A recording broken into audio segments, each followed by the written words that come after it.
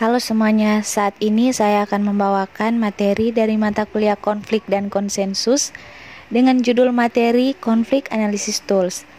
Sebelumnya, perkenalkan, nama saya Windy Balaati dengan NIM 19672011024.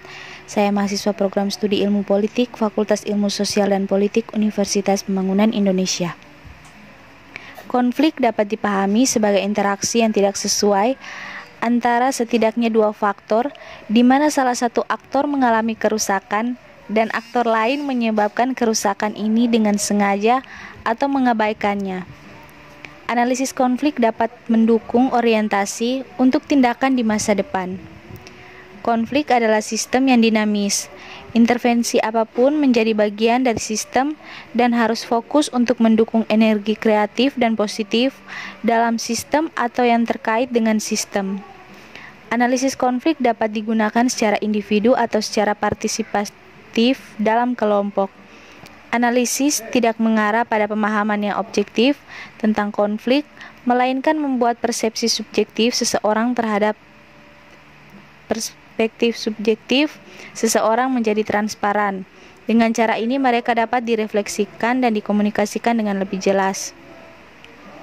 Kemudian di sini ada pendekatan Harvard, teori kebutuhan manusia dan pendekatan transformasi konflik yang sering digunakan.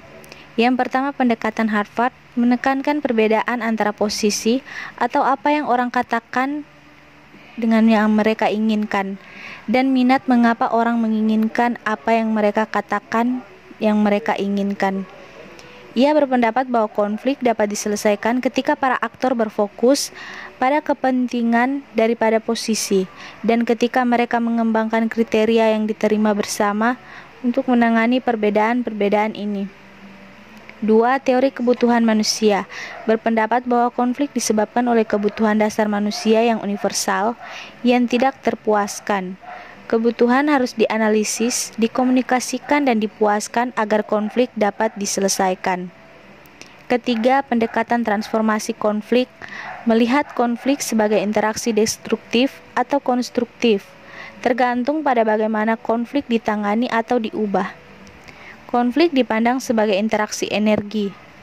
Penekanan diberikan pada persepsi yang berbeda dan konteks sosial dan budaya di mana realitas dibangun. Transformasi konflik konstruktif berusaha untuk memberdayakan para aktor dan mendukung pengakuan di antara mereka. Setelah itu memutuskan bahwa situasi kita yang dihadapi adalah konflik, kita perlu memutuskan batasan sistem. Aktor dan faktor apa yang diinginkan, yang ingin kita fokuskan, mana yang akan kita tinggalkan untuk saat ini. Seseorang akan dapat fokus pada berbagai sistem. Setiap konflik adalah subsistem dalam sistem yang lebih besar konteksnya atau supersistem. Suatu konflik dapat dalam satu subsistem mungkin hanya merupakan gejala dari suatu konflik yang terletak dalam konteks sistem yang lebih besar. Kekerasan dalam rumah tangga misalnya dapat menjadi bagian dari konflik antara dua sistem penggunaan lahan yang tertanam dalam konflik etnopolitik di satu negara yang pada gilirannya dipengaruhi oleh kebijakan internasional yang berbeda menangani dengan perdagangan ekonomi. Sebuah konflik sering terjadi pada titik terlemah sistem, tidak harus di mana itu disebabkan. Jadi, setiap kali menganalisis konflik, kita harus mempertimbangkan batas-batas sistem yang telah kita tetapkan dan merefleksikan bagaimana mereka berhubungan dengan lingkungan tempat terjadinya konflik. Adapun roda konflik, deskripsinya, roda konflik adalah alat analisis konflik atau meta, memperkenalkan alat-alat lain. Masing-masing dari 6 bagian roda dapat dianalisis lebih lanjut menggunakan alat yang disajikan seperti berikut ini atau referensi ke lembar tip lainnya.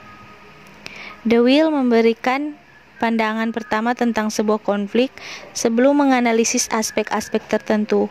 Roda melambangkan keutuhan dan gerakan. Setelah berbagai aspek diperiksa, mereka perlu disatukan kembali untuk mendapatkan analisis konflik yang berputar. Berikut adalah analisis konflik tersebut. Yang pertama, aktor atau relasi.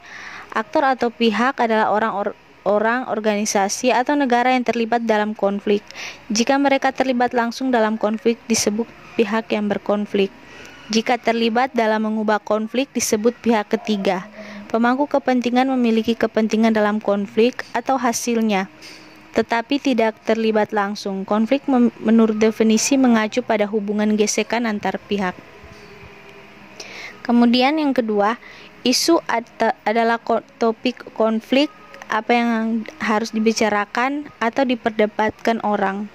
Ketiga, dinamika, mengacu pada tingkat eskalasi konflik, intensitas interaksi, temperamen, dan energi konflik yang mengubah manusia. Keempat, konteks atau struktur. Konteks konflik dan faktor struktural seringkali berada di luar sistem konflik yang dilihat seseorang.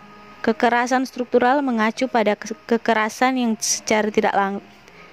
tidak secara langsung disebabkan oleh orang, tetapi oleh sistem ekonomi dan politik yang ada, misalnya menyebabkan kemiskinan. 5. Penyebab.